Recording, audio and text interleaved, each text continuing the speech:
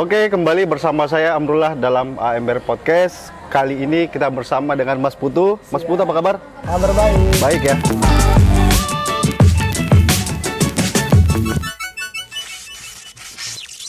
Mas ini adalah founder dari Sejenak Hening ya? Ya. Sejenakhening.com ya? Sejenakhening.com, ya. Ya.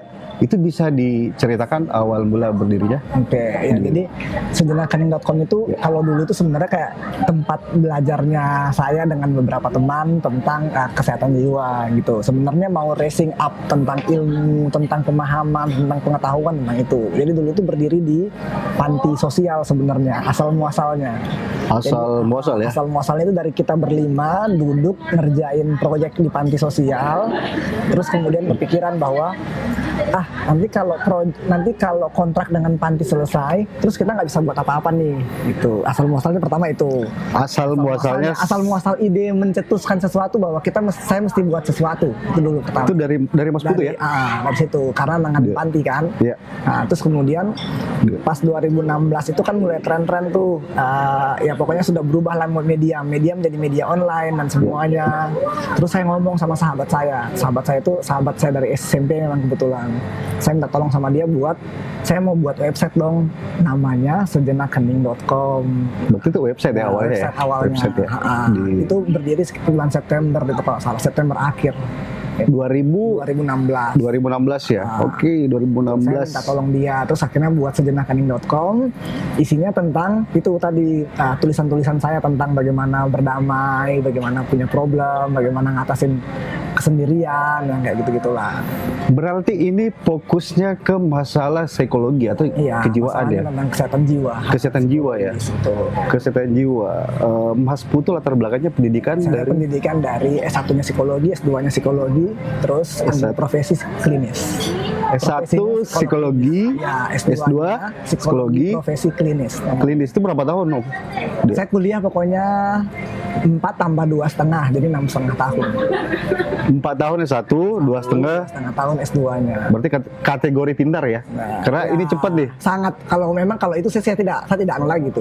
Memang sejak Fadli pasti tahu itu. Saya rasa semua teman-teman itu akan bersepakat kalau saya memang pintar. Jadi kalau ada orang bilang apa yang bisa saya sombongkan, saya akan sombong kalau soal pintar. Itu memang mengaku diri sendiri ya? Dan terbukti lah ya dari hasil itu ya? Kalau saya selalu kayak begini sih, sombong itu penting.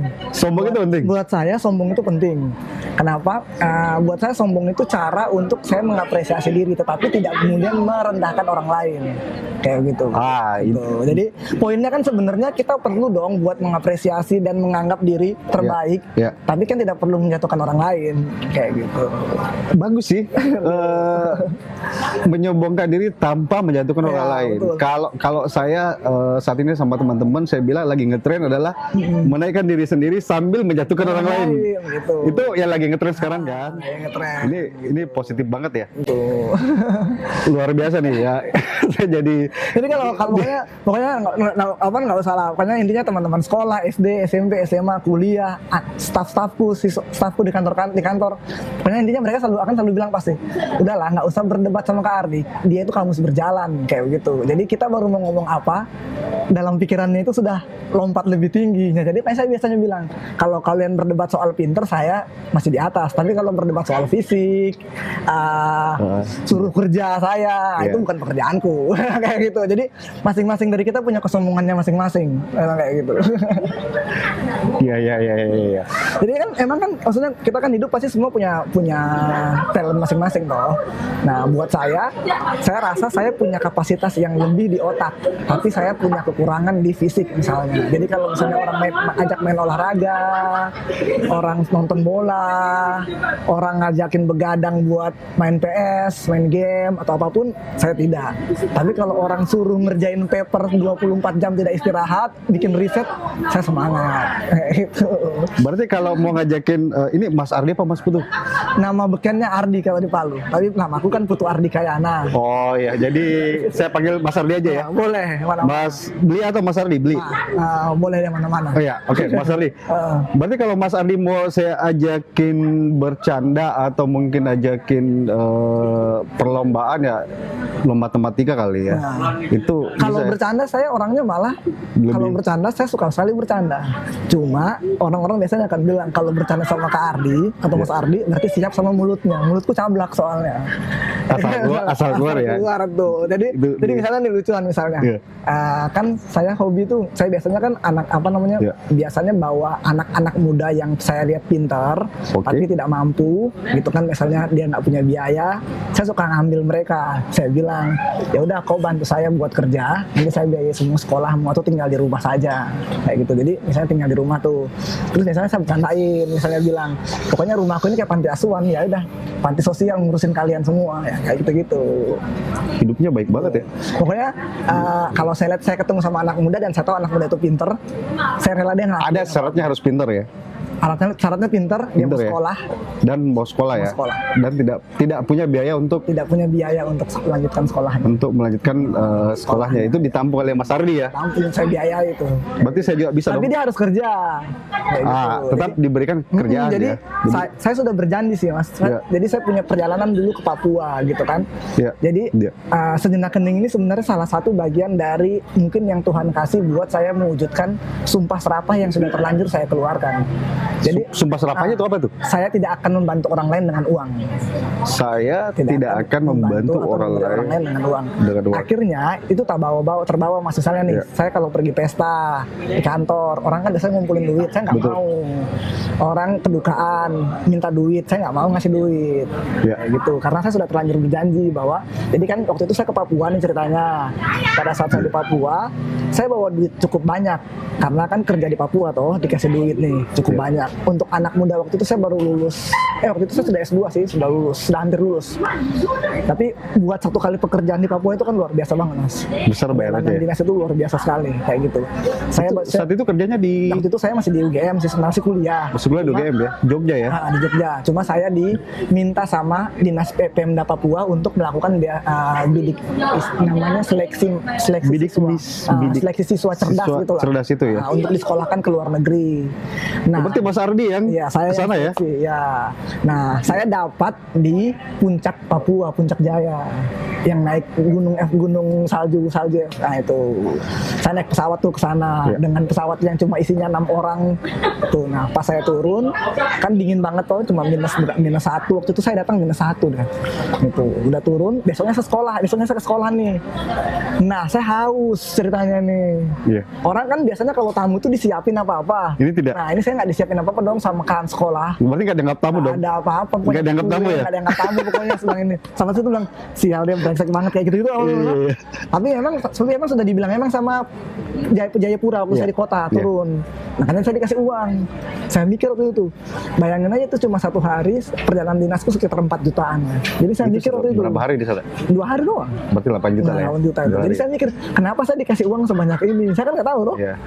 Nah itulah saya berjanji di situ, gara-gara saya minta tolong satu anak buat beliin saya air minum.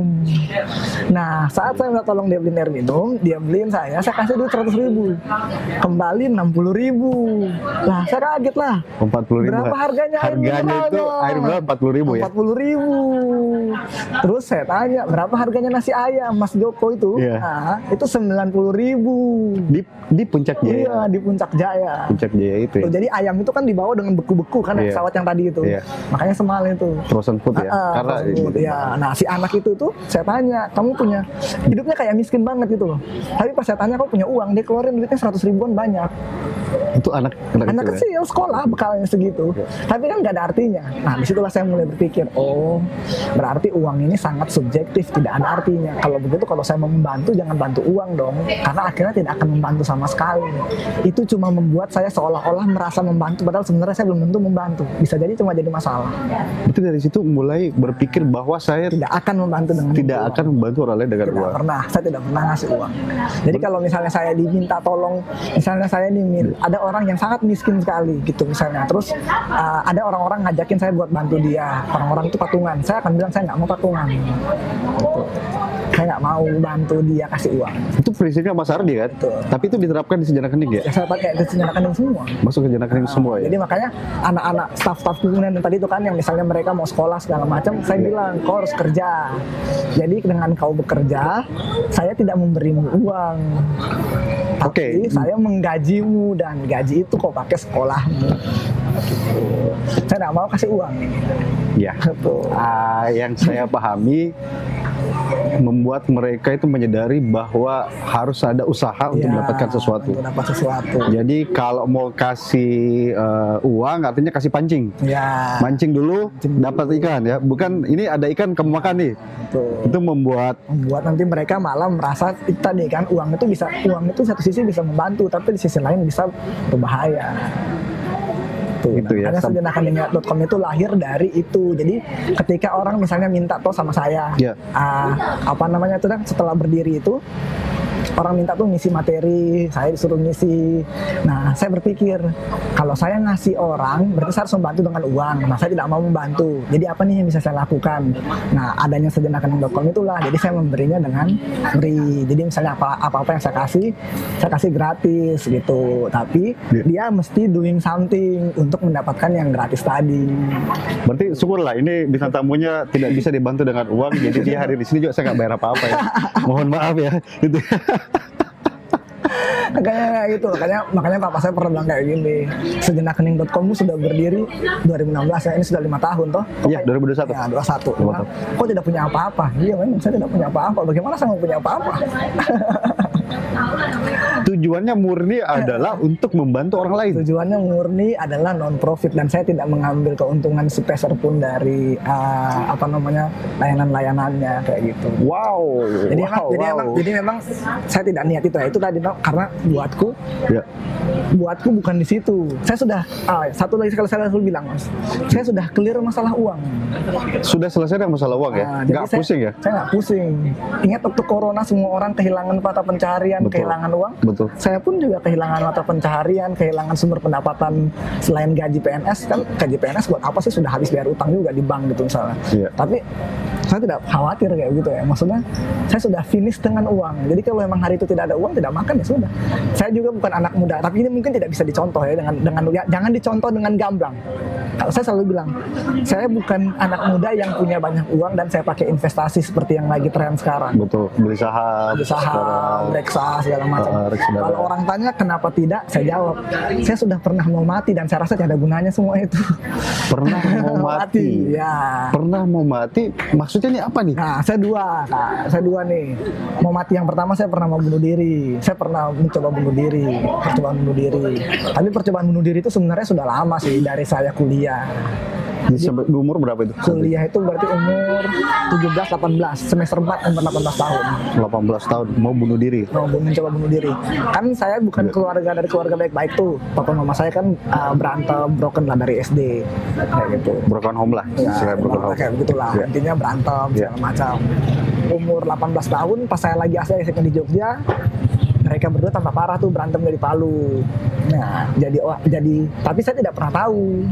Gitu. Nah, saya tahu dari adik saya. Jadi adik saya tuh kayak bilang kayak gini, kok enak-enak di Jogja. Saya di sini hidup menderita, lihat papa mama bakal terus kayak gitu. Anak keberapa? Saya anak pertama. Kan adikku kedua. Nah, situ sudah bang, saya 3 kali mencoba bunuh diri di situ. Nah, yang ketiga itu yang hampir berhasil pas kuliah itu, saya tenggelamkan diri di bak. Cuma saya lupa kunci pintunya. Di bak di dalam mandi. Bak mandi. Iya, kan? Baknya tinggi. Baknya besar ya. Rumah di Jawa zaman dulu lah, yang biasanya isi bak mandinya itu isinya ikan supaya bersih, jadi tidak capek mereka bersihin. Bersihkan. Nah, kayak gitu-gitu kan. Saya sengaja tuh mencelupkan diri di situ. Nah, udah nggak bisa bernafas, sudah saya ingat udah nggak ngapa-ngapain lagi. Saya lupa kunci pintu. Sahabat kan saya tinggal ngontrak berdua tuh dengan sahabatku satu rumah. Nah, sahabatku dengan polosnya pakai handuk gitu masuk kamar mandi mau mandi, terus pas dia nyelupin tangannya ada saya di bawah. Tapi masih sadarkan diri. Dia langsung tolong sadarkan diri. Sadarkan diri. Itu yang ketiga ya. Itu yang ketiga, tapi itu Iya. percobaan ketiga di umur 18. Berarti dalam setahun itu di dalam umur 2 8. minggu, Dok. Dalam 2 minggu. 2 minggu itu 3 kali Iya. mencoba bunuh diri ya. Tapi tidak berhasil. Jadi saya tidak jago berani. Nah, pada saat itu saya ditolonglah sama kakak saya. Terus kakak saya bilang, intinya banyak lah yang diajarin. Akhirnya saya bertahan buat tidak mati toh. Tuh. Udah, kakak sepupu ya. Dia tahu masalahku waktu itu kan. Dia tahu semua persoalan itu. Saya nggak jadi mati. 2016 kumat. 2016 kejadiannya gara-gara saya depresi dipindahkan ke Palu. Saya sebenarnya kan tidak mau lagi balik ke sini. Berarti dulu awal jadi ini sekarang dinas di BNS, BNN. Badan Narkotika Nasional ya. Ya. Penerimaan di Penerimaan kan BNN pusat toh. Iya, betul, vertikal. Pusat, vertikal. Ya. Nah, saya ditempatkan di Palu.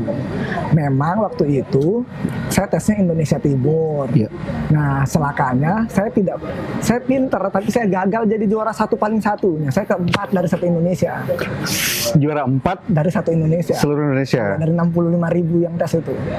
65.000 Nah, saya itu peringkat juara 4 pun masih merasa gagal ya. Nah, karena saya tidak bisa akhirnya milih Jogja toh. Jadi Berarti yang kalau peringkat 1 bisa milih. satu dia paling pertama dia di Jogja tuh.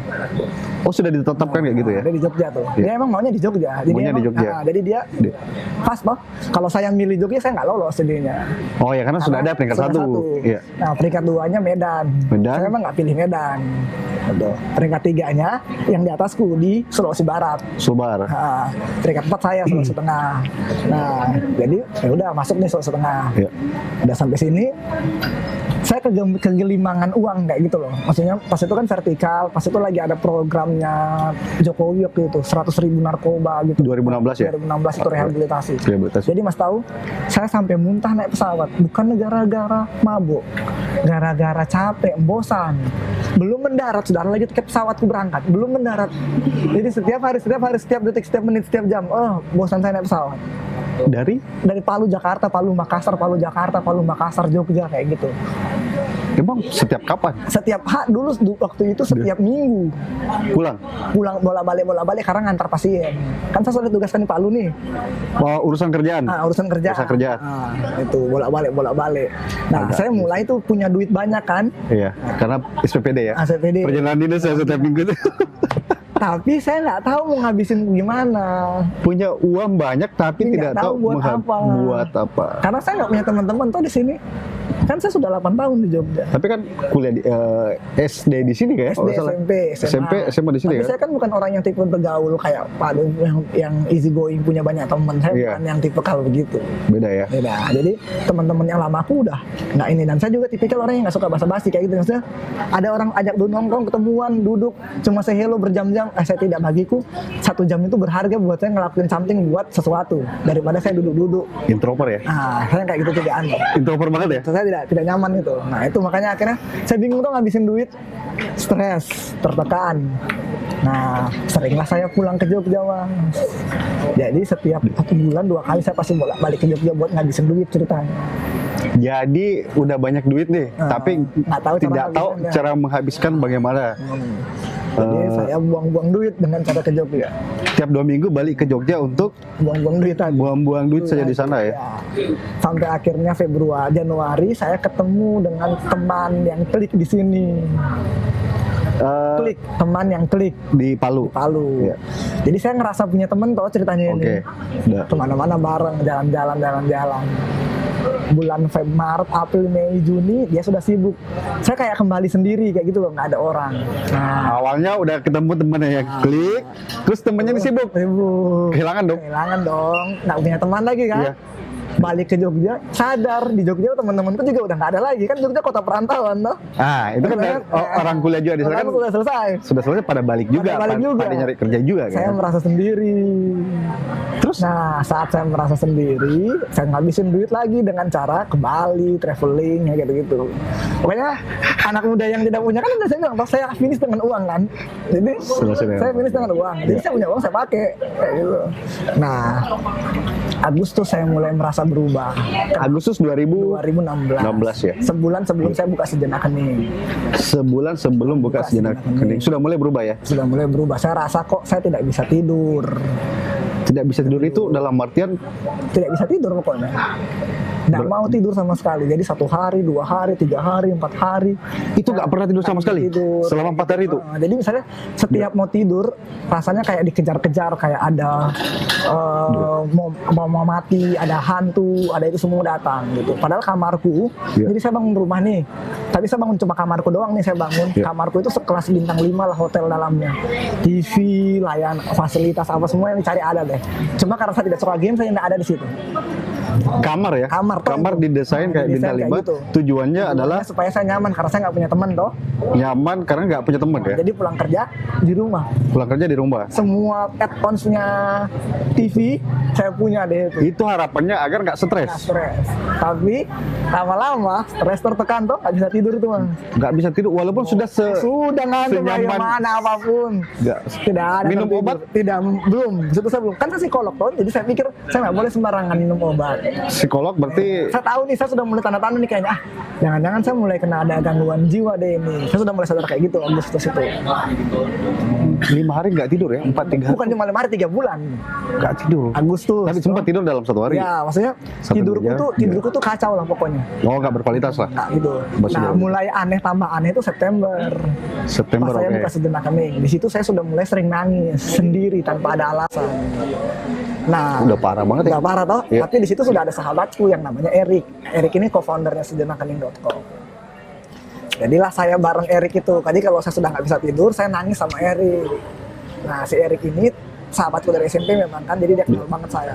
Jadi saya sering tidur di rumahnya buat dia temenin. Iya. Nah, situlah saya punya ide, saya mau bikin tulisan deh tentang sejenakkening.com. Udah, tapi tetap nggak membantu. Akhirnya September akhir saya putuskan, saya masih punya uang deh kayaknya, saya lihat di bank. Berapa saat itu? Masuk. Dia Bisa buat DP mobil 80 juta deh, 100 juta kalau salah. 100 juta. Terus Uang di bank 100 juta terus ya? saya bilang sama Erik, kayaknya saya mau ambil mobil deh. Langsung dia bilang, sudah ambil lah. Kok yang penting bisa kau bikin senang. Oh iya. Udah, nggak ada pikir-pikir apa-apa. Iya. September awal, saya beli mobil itu, pokoknya saya beli mobil itu tanggal 26 September. Saya langsung beli. Jadi saya urus di bank, saya bayar, keluarlah RS. Cuma 3 hari mas, saya bahagia. Setelah itu, mobil itu saya mau tabrakan langsung di depannya trek gara-gara bunuh diri. 3 hari Doang bahagia. rasanya bahagia. Memiliki sebuah mobil. Nah, Yang Honda Jazz itu impianku dari saya. ini Honda Jazz ya mobil ya? Honda Jazz ya. Impian Memang saya dari mimpi dulu dari ya? Kuliah, dari S1. Dari S1 mimpinya punya Honda Jazz dan ternyata tuh hanya mampu membahagiakan selama 3 hari. Kan gara-gara saya beli untuk di fase saya tidak bisa tidur itu kan. Untuk menyenangkan diri. Menyenangkan diri, harapanku bisa Harapannya sembuh. bisa sembuh. Nah, Dia. puncaknya itu 3 hari ketiga itulah. Dia. Saya bawa mobil, saya rasa tidak berdaya sekali, saya tidak kuat dan segala macam. Sebenarnya pada saat itu ada satu teman yang tolong saya selain Erik. Jadi singkat cerita sedikit, Iya. ada namanya Angga. Angga itu sudah jadi adik sendiri yang tadi saya ceritain. Iya. Jadi dia tidak sekolah, dia mau sekolah tapi nggak mampu orang tuanya. Iya, betul. Terus saya Nah, mungkin saya akhirnya mengembangkan toksik jadinya. Toksiknya adalah karena saya sudah depresi, saya harusnya ke dokter, harusnya ke psikolog.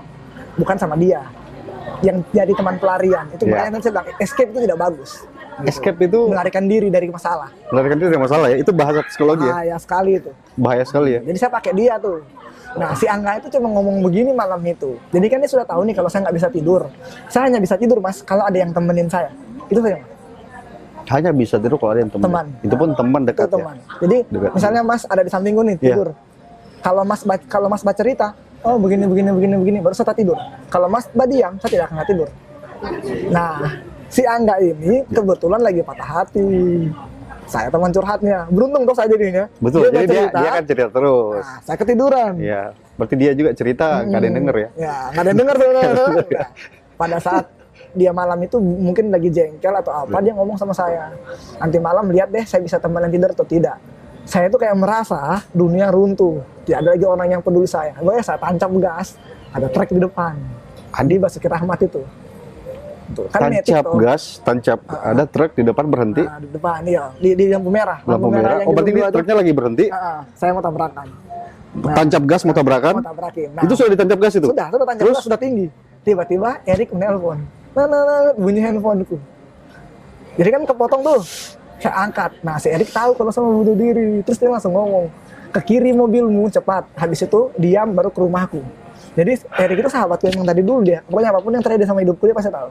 Ini saya merinding loh bro. Kayak gitu. Saya merinding ini mendengar. Jadi emang ada persahabatan model kayak gitulah gitu ya. Ini mas, saya juga mungkin punya masalah ya, punya masalah, tapi setiap orang saya rasa punya masalah ya, berbeda ya. Dan bahkan, tapi kalau sampai dengan level mau bunuh diri dan ini yang ketiga kali kalau nggak salah ya, ketiga kali mau dilakukan, berarti betul-betul sudah di luar daripada sudah. kendali. Memang bunuh diri itu sebenarnya adalah orang cuma berpikir bahwa karena ada masalah jadinya mau bunuh diri. Tidak. Sebenarnya orang-orang yang mau bunuh diri itu bukan berpikir soal ada masalahnya. Memang ada masalah memang. Tetapi yang lebih kuat sampai orang itu mau bunuh diri adalah ide bunuh diri itu lahir gara seperti kalau orang bilang seperti bisikan yang tiba-tiba hadir kayak gitu. Jadi misalnya Mas cuma bilang kayak begini toh, jelek tuh kamu kurus. Nah kata kurus itu tiba-tiba membuat saya merasa bahwa saya tidak seberharga ini hidup di dunia, langsung kayak begitu. Nah ketika saya bilang saya tidak berharga, ada ide dalam kepala saya, mati saja kalau begitu. Nah itu. Jadi pada saat si Angga itu bilang, nanti lihat saya temani tidur atau tidak. Itu kan netral itu sebenarnya. Betul, biasa. Tapi karena saya sudah 2 bulan atau Agustus September tidak merasa nyaman sama diriku sendiri dan saya tidak tahu kenapa. Tiba-tiba saya merasa kalau saya tidak seberharga itu sampai tidak ada orang yang mau tolong saya. Padahal Mas, saya tiap hari nolong orang di BNN. Tiap hari kerjanya adalah menyelamatkan jadi dalam orang. kondisi saya lagi depresi berat itu Mas, saya selalu profesional nanganin pasien. Coba Mas bayangin, malam saya nggak tidur sampai pagi. Pagi jam 7 pagi saya harus mandi ke kantor jam 8 di depannya pasien. Saya harus baik-baik saja menolong mereka. Nah terus tiap hari begitu sampai akhirnya ada orang lain kayak Angga misalnya ngomong kalau nanti dia saya tidak mau ini. Itu kan rasanya kayak kecil hati sekali itu sebenarnya. Jadi sensitif sekali. Jadi saya ngerasa kalau hidupku nggak berguna. Nah bisikan itu yang bilang, ya udah mati aja. Pas saya naik mobil, ada truk di depan, saya tancap gas. Harapanku langsung nabrak, mati. Tapi itu sudah hampir. Sudah hampir langsung Erik nelpon itu. Kok dia bisa tahu Mas? Nah itu feelingnya dia. Feelingnya berarti udah karena temen deh ya, udah dekat Dia langsung bilang kalau sandarin mobilmu ke kiri. Terus dia suruh kan rumahnya Erik itu dekat dengan Basuki Rahmat tadi. Iya. Habis itu baru saya ke rumahnya. Sampai di rumahnya langsung dia peluk, saya nangis-nangis. Nah habis itu dia bawa saya ke dokter jiwa. Dia bawa saya ke psikiater. Di Palu? Di Palu di sini. Nah terus saya minum obat tuh. Minum obat. Oktober pokoknya September, Oktober, November. Nah November saya baru minum obat itu kalau nggak salah 4 hari deh. Tanggal 13 November saya ingat sekali itu. Hari Sabtu. Ternyata saya bukan cuma depresi berat, tapi saya kena hepatitis. Hepatitis itu penyakit ini ya? Hepatitis B lagi. Hepatitis B itu salah satu penyakit yang paling mematikan di Indonesia, yang banyak menyerang orang-orang karena orang-orang tidak tahu dia sakit. Itu hati ya? Ya hati. Menyerang hati ya, liver. Jadi kalau hepatitis B itu tidak ada gejalanya. Oh? Itu tidak ada gejalanya. Jadi kayak Mas ini yang kita temukan, kita bisa lihat bahwa dia sehat. Dia lebih menular daripada HIV/AIDS sebenarnya. Gitu. Melalui darah. Hubungan seks, kontak jarum atau apapun lah. Nah, emang dia virusnya menular sekali. Itu. Nah, saya ternyata kena itu. Nah, terus sampai di situ kondisiku sudah anfal, sudah parah sekali. Tidak bisa diobat. Apa namanya dokter? Kan memang tidak ada obatnya hepatitis B. Jadi cuma tubuh saja diharapkan bisa membaik terus. Seumur hidup akan kena penyakit itu. Nah, di situ saya lagi barunya mendirikan Sejenak Hening, bayangin. Baru mendirikan Sejenak Hening 1 bulan lah gitu. November tanggal 13 saya masuk, September 1 bulan lebih lah. Dan event pertamanya Sejenak Hening itu sudah habis di booking sama orang di tanggal 18 November. Berarti sudah mau buat event untuk? Event buat Sejenak Hening. Sejenak Hening. Dan itu berbayar pertama kalinya. Tapi tanggal 13 saya masuk rumah sakit. Tanggal berapa acaranya? 18 November. 18 November tanggal 13 masuk rumah sakit. Itu event pertama dari Sejenak Hening. Pendaftar ada berapa? Kita emang waktu itu buka eksklusif cuma buat 20 orang. Itu sold out ya? Iya, sold out langsung. Berarti itu menandakan banyak orang punya masalah ya? Masalah. Dan satu-satunya? Iya, yang waktu itu jualan kayak begini cuma kita. Cuman satu-satunya ada di Palu ya? Sampai saat ini atau? Sekarang sudah ada beberapa. Sudah ada beberapa ya, tapi yang pertama Sejenak Hening ya? Gitu. Nah makanya akhirnya acara dibubarkan, saya tidak tertolong. Pas saya tidak tertolong, saya akhirnya dilarikan ke Jogja. Saya mau bilang waktu sama mama, saya pengen berobat di rumahku di Jogja. Orang-orang kan biasanya ke Makassar. Sampai dokter aja bilang, baru kali ini ada orang minta dirujuk ke Jogja, bukan ke Makassar atau ke Jakarta. Saya jawab, karena rumahku di Jogja. Rumahnya di Jogja, Buatku rumahku di Jogja. nyamannya di Jogja. Namanya di Jogja. Berarti kalau berada di Jogja terasa lebih sembuh. Rasa lebih sembuh kayak gitu ya. Dan Itu karena waktu itu saya berpikir faktor- toh ini penyakit hati kan. Ya. Saya mikir waktu itu kalau nggak bisa sembuh pasti bisa deh sembuh. Jadi mas, kejadian lucunya adalah Ya, jadi saya selalu bilang kayak begini sih, sama kayak coronavirus segala macam. Jadi mungkin nanti yang teman-teman bisa ambil dari cerita ini adalah buat saya tidak bagus mengalah, tidak bagus hidup itu untuk mengalahkan sesuatu. Hiduplah untuk berdampingan dengan sesuatu itu. tidak bagus Hidup untuk mengalahkan sesuatu. mengalahkan sesuatu. Tapi hiduplah buat berdampingan dengan itu. Contohnya mengalahkan Itu sesuatu tadi itu hepatitis B itu kan, dokter Ya. sudah bilang di sini tidak ada obatnya. tidak ada Saya obatnya. diinfus, tapi kondisiku tambah parah. Ya, Nah waktu itu jadi salah satu tanda kalau kondisi tambah parah itu adalah fungsi hati yang semakin buruk. Ya. SGOT sama SGPT namanya itu sampai 5 ribuan waktu ya, itu, tinggi ya. tinggi sekali. Nah pada saat sudah kayak begitu mama saya sudah stres, papa saya sudah menangis, sudah.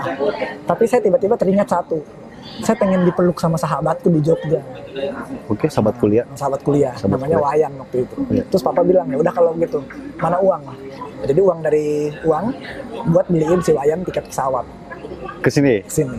Lagi sekarat-sekaratnya nih, Ya. bukan obat yang dicari, orang yang saya cari. Berarti ketergantungan sama orang lain, Om. Tapi di situ saya rasa bahwa saya mau membuktikan sesuatu.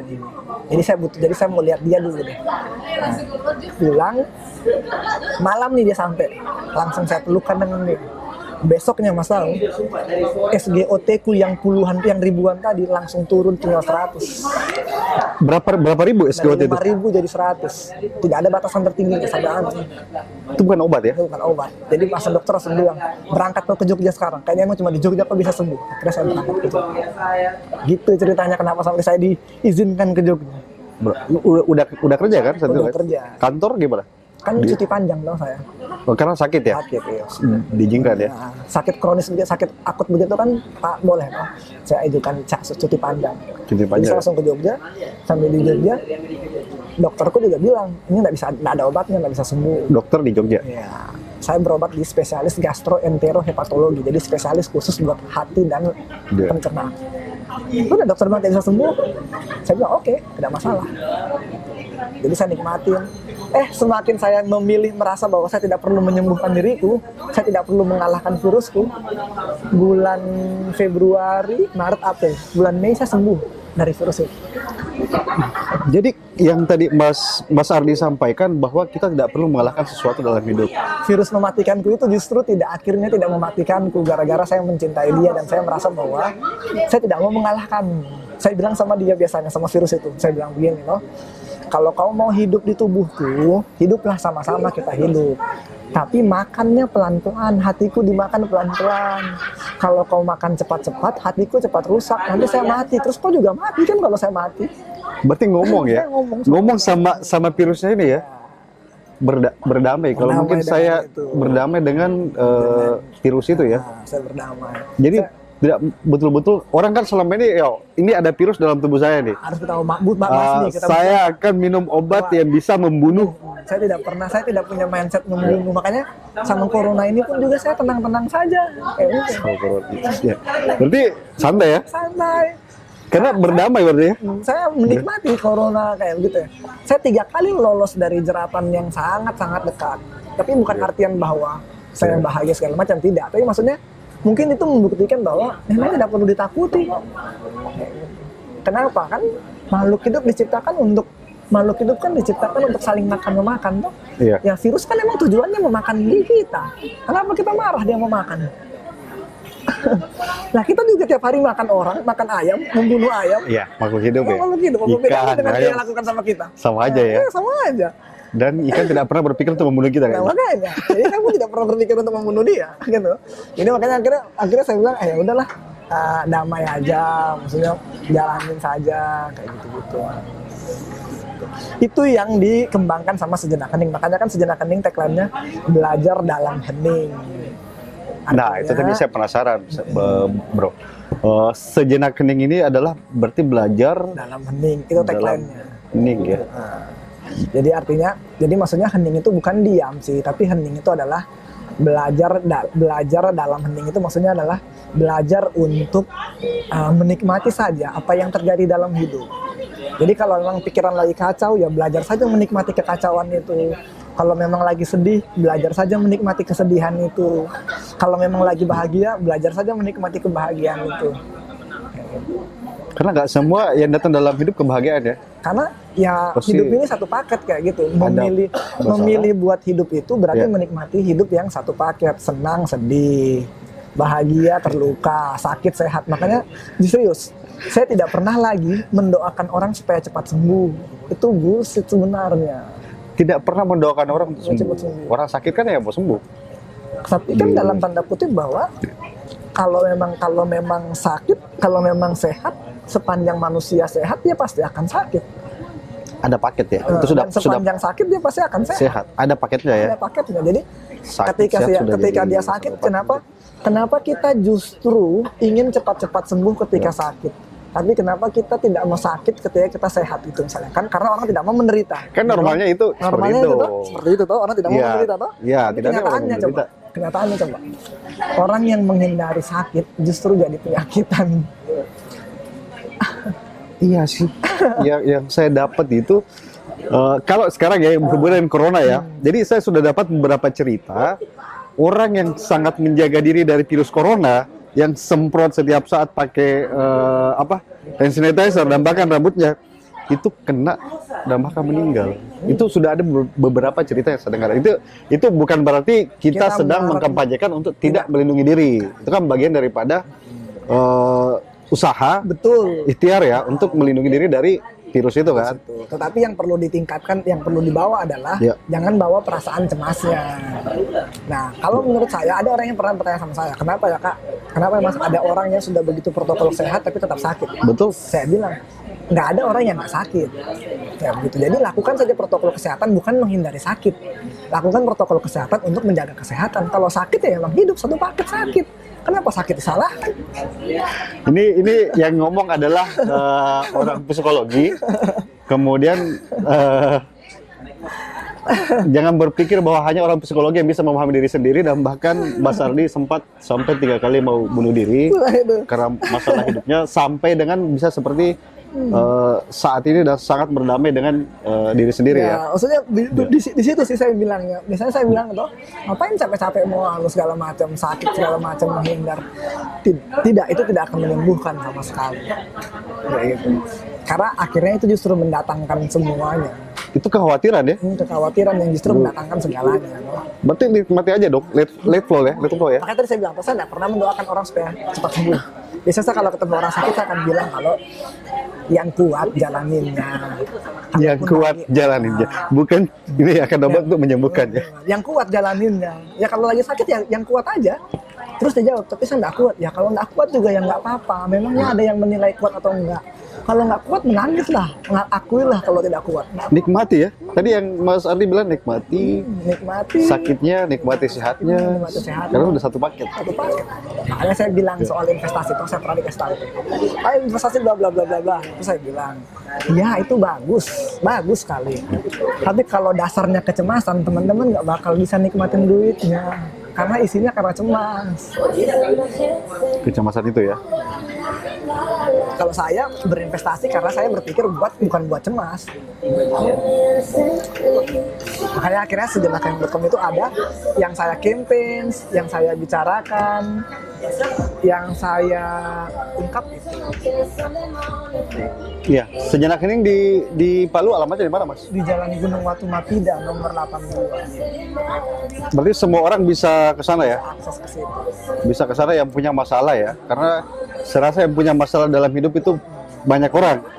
Tapi banyak yang tidak tahu bahwa ternyata ada ruang untuk menyembuhkan diri ya. Cuma sekarang bedanya sejak tahun 2019 Sejenak Hening bertransformasi. Jadi kan sebuah perusahaan, sebuah lembaga juga perlu bertransformasi toh. Iya. Jadi di tahun 2019 saya putuskan kalau jadi kan setelah bencana nih, Ya. saya rasa saya mau maju satu langkah nih. Oke. Saya mau maju kayak jadi organisasi sipil masyarakat lah, sekelas LSM, tapi bukan LSM. Oke. Saya mulai mencari donor dari negara-negara lain yang bisa membeli programku. Naik level ya? Harus naik level kan. Oke. Nah, karena mau naik level, saya bikin anak usahanya Sejenak Hening yang menjalankan visi dan misinya Sejenak Hening yang dulu. Untuk tadi itu kayak bikin event, Oh, itu bikin dibawa beli anak layanan, usaha. bikin layanan, klinik, manajemenku, pokoknya bikin kegiatan-kegiatan itu tidak lagi di bawah bendera Sejenak Hening, tapi di bawah anak usahanya Sejenak Hening. Itu yang namanya rumah berbagi. Oh, rumah berbagi itu ya. Sekarang cari dana atau donatur dari Kalau luar. Sejenak Hening sekarang menjalankan program yang sifatnya lebih tinggi, yaitu advokasi dan intervensi buat pemerintah daerah. Berarti udah kerjasama dengan pemerintah ya? Jadi kayak sekarang Sejenak Hening sudah tahun ketiga, tahun kedua ini dapat donor dari Jerman. Saya dapat donor dari Jerman. Nah, donor itu duitnya saya pakai untuk menjalankan sebuah program intervensi di Palu dan Sigi. Fokusnya Palu dan Sigi dulu ya? Tahun lalu sudah Sigito. Nah, tahun lalu Sigito, tahun ini ada Palunya. Jadi tahun ini Palu dan Sigi. Berarti semakin banyak manfaatnya buat orang ya. Dan dana juga sudah Dana juga sudah tercover. Jadi nggak perlu pusing lagi cari dana tuh. Nggak perlu uang pribadi lagi ya. Jangan lagi uang pribadi. Walaupun uang nggak ada masalah buat lu ya. Tuh, masalah itu buat saya itu. Saya tiba-tiba hari ini saya tiba-tiba nggak punya duit toh. Iya. Ya sudah, hari ini nggak punya duit, susah amat. Simpel ya. Orang biasanya berpikir kayak gitu. Iya. Oh, kalau kau nggak punya duit kau nggak makan dong. Ngapain nggak makan, ada papaku kok. Jadi sederhananya pikiran saya adalah saya tidak pernah memisahkan ini papaku, ini mamaku, yang kayak gitu-gitu. Simpel ya. Karena akhirnya menjalankan ini pun ya sudah tadi Sejenak Hening jalan dengan donor dari Jerman. Salah satunya yang kita bikin itu adalah kan tadinya itu tuh tadi kan yang Mas tanya di Palu ini ada nggak selain Sejenak Hening? Ada beberapa klinik memang yang menjalankan. Tapi kan memang mereka fokusnya adalah klinik. Berarti kan kalau klinik itu adalah orang yang sudah sakit. Nah, sedangkan Sejenak Hening itu banyak, luas. Kita dari riset, bikin event, terus kemudian kita promosi, kita preventif, kita juga tangani pasien. Nah, di level yang lebih tinggi, yang Sejenak Hening lakukan, kita intervensi daerah. Nah, sekarang pemerintah kota, kita siapkan tuh di 2 puskesmas ada psikolog klinis di puskesmas. Dari Sejenak Hening. Ada Sejenak Hening. Dibiayai oleh Sejenak Hening. Dibiayai oleh Sejenak. Bukan Pemda ya. Tapi difasilitasi oleh Pemda. Iya. Untuk tempatnya ya. Untuk tempatnya, untuk segala macam. Jadi dalam tanda kutip, dan itu seolah-olah mau menampar pemerintah nih.